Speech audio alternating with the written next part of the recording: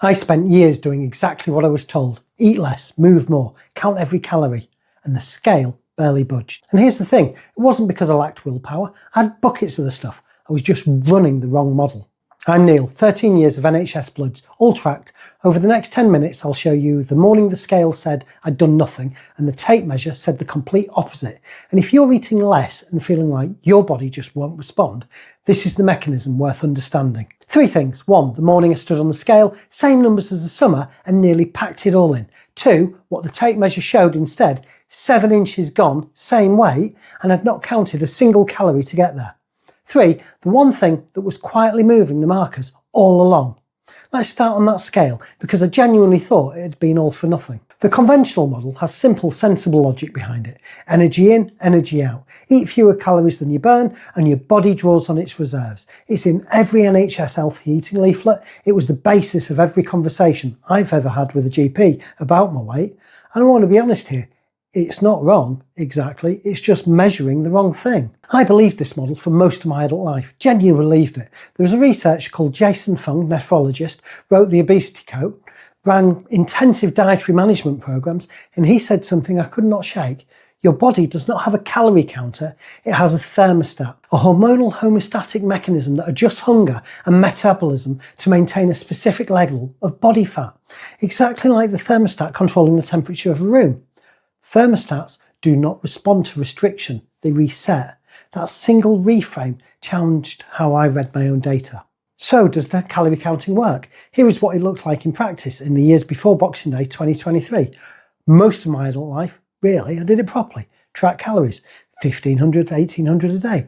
Gym 5 times a week. I lost a stone, sometimes a stone and a half. And then without fail, the plateau arrived. And then the regain, the lot. Back within 6 months, every time. Felt starving throughout it, exhausted, energy in about 3 out of 10 on a well-behaved week. I was not cheating the system, I was running the models exactly as instructed. The models still failed. The reason I now think is the broken gauge. Imagine the fuel warning light on your car dashboard. You pull into the services, fill up completely, get back on the road, and the warning light comes straight back on. Not because the tank is empty, because the gauge is broken. It's sending an emergency signal that has nothing to do with the actual fuel level. That is what's happening with leptin resistance. Leptin is the hormone your fat cells use to tell your brain there is enough stored energy on board. But after years of cycling through restriction and processed foods, the brain stops reading the signal correctly. The tank is full, the warning light stays on, hunger keeps arriving.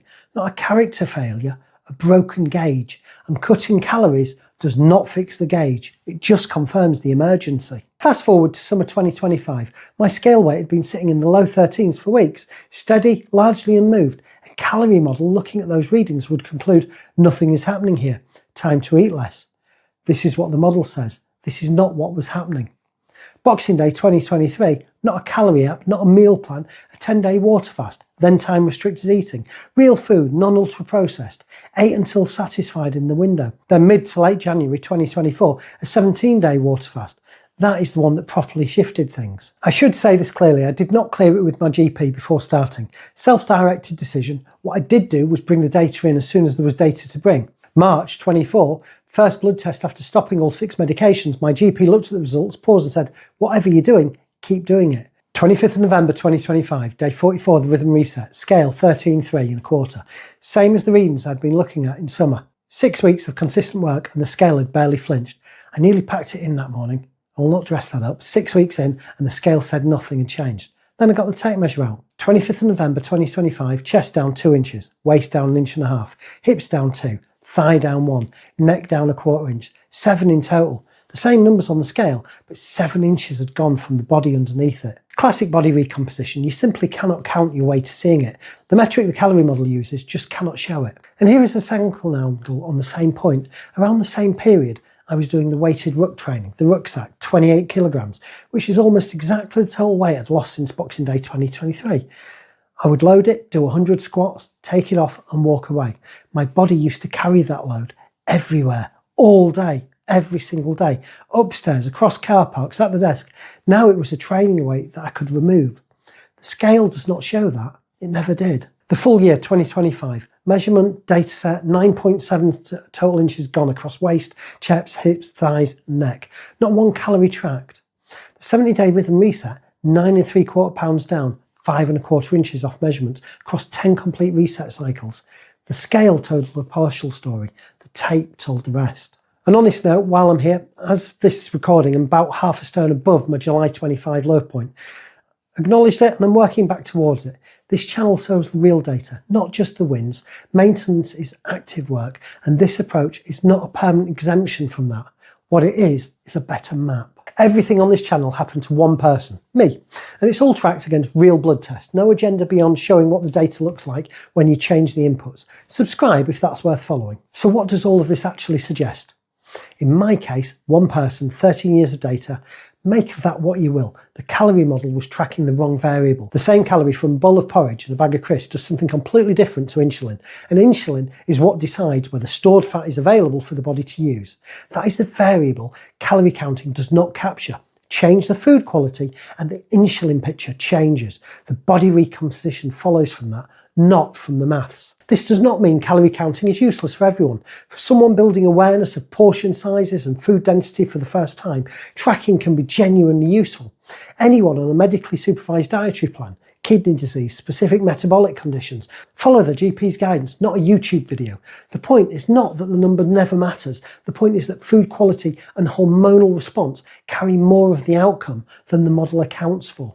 If you are watching this and you are years away from any formal conversation about weight or metabolic health, if your numbers are being described as something to watch but nothing urgent yet, why does calorie counting not work for me in the way it's supposed to? That question deserves an honest answer before things get complicated.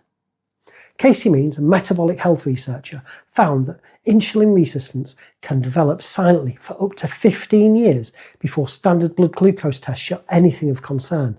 The mechanism can be in motion long before anyone names it. This is worth sitting with. It's not just a story about what happens after a decade of failed dieting. The way food quality shapes the insulin signal and the way that signal determines whether your body stores or releases fat tends to be running quietly in the background years before anyone connects it to how you are eating. If you are on medication for blood sugar management or weight-related conditions, the conversation about changing your dietary approach belongs with your GP, not instead of that conversation, as part of it. The evidence IDs that I've referenced are in the description with full dates and measurement records.